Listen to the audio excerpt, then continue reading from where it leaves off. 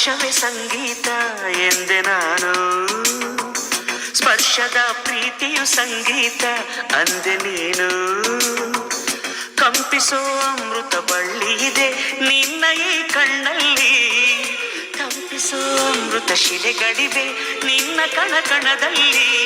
ತಾಜಮಹಲ ಕರಗಿಸಿ ಎರಕ ಕೊಯ್ದ ರೂಪಸಿ ಹೊಗಳ ಮಾತುಗಳಲ್ಲವೇ ಅಲ್ಲ.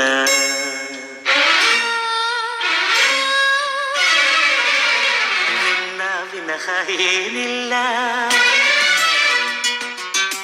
ಪುನಃ ಪುನಃ ಕೇಳಿದರು ನಿನ್ನ ವಿನಃ ಏನಿಲ್ಲ.